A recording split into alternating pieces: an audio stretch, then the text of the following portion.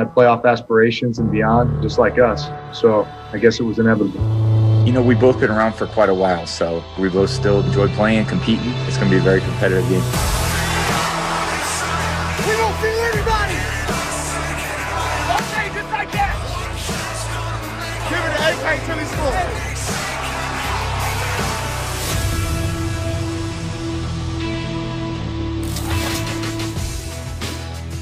Stephen A., it's not just a football Friday, it's also a feel-good Friday. What's going on, everybody? Welcome into First Take. Thank you for spending part of your day here with us. Stephen A. Smith, Max Kellerman.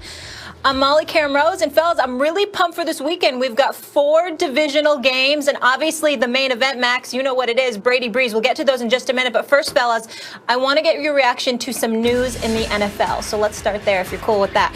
The New York Jets have reached an agreement in principle with San Francisco 49ers defensive coordinator Robert Saleh to be their next head coach. The deal is for 5 years. Saleh, who is a Lebanese American, will become the first Muslim head coach, mashallah, shout out to Dearborn, and the 4th minority head coach currently in the NFL. Meanwhile, Urban Meyer will head back to the state of Florida, but this time to coach the pros.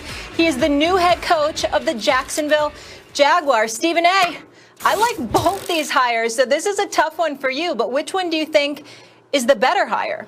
Oh, easily Urban Meyer. I mean, Seleh had the 17th ranked defense this year. It wasn't his fault, some injuries, and they were great against the run and the pass, just 17th in points allowed. But the bottom line is I get the fact that he could be inspirational. This is New York City. We'll see what he does. There's no question about Urban Meyer. There's no question about the greatness of Urban Meyer. Long before we knew who the hell Urban Meyer was, let's understand why he succeeded at the University of Florida. The man went 22-2 in 2 years at Utah, 10-2 the first year, 12-0 the second year, and a Fiesta Bowl win when I think he co-coached with Kyle Whittingham for the Fiesta Bowl because he was en route to Florida. And we know what he did at Florida, national championship. We know what he did at Ohio State, 2 national championships. We know that at Utah he won 91% of his games, and at Ohio State he won 90% of his games. This brother is elite. Wherever Urban Meyer goes, it's an upward move. The man is just brilliant at coaching the game of football, whether it's literally being a man amongst boys, you know, being that father figure, knowing his X's and O's,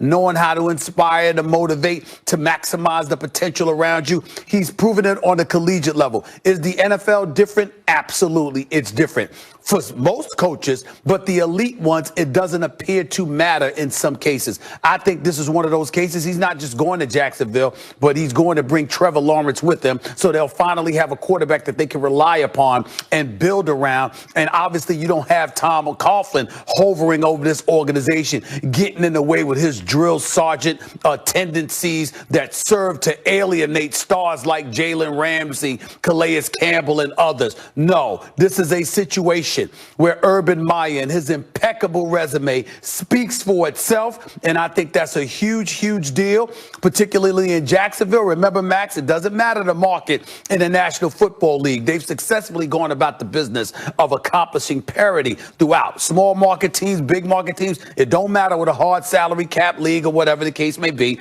Bottom line is, when it comes to football, none of that is relevant in the National Football League. It's about your ability to coach and having the personnel around you. I believe in Urban Meyer, and I believe this is obviously the right job for him, particularly since he succeeded so much in Gainesville, and now Jacksonville is obviously not that far away. This is why he went back there. I think it's a great move. Saleh is the better hire, and they're both good hires. Both teams did well here, but Saleh is the better hire for the Jets. And by the way, when the Giants were looking for coaching candidates, and, you know, Giants fans like me were hoping maybe they get to talk to him, maybe they hire him. Stephen A., there is something about a guy when you hear, first of all, he takes over a team with the defense ranked dead last in the NFL, the worst defense in the NFL. And within 2 seasons, they're a top 5 defense, like consistently, season over season. They're a top 5 defense. And then this year, okay, they're middle of the pack defense. They had a lot of injuries. It was a bizarre year with COVID and everything. Still a middle of the pack defense. There's something about that defensive guy, that D coordinator, who gets those kind of results and who sits in the meeting and wows everyone there, right? You and I always bring it up. Tomlin. What, Tomlin got the job? Then you hear him talking, you go, okay, I get it. Well, he wowed us in the meeting. Yeah, no kidding. He gave you that sense, obviously. And Saleh is one of those guys, according to everyone, including, as has been widely reported at this point, Richard Sherman, who says, yeah, they got a good one. Players who he has coached, by reputation, what you're hearing about the impression he makes, and the results as a coach. Stephen A., all in the NFL. In the NFL, not in college.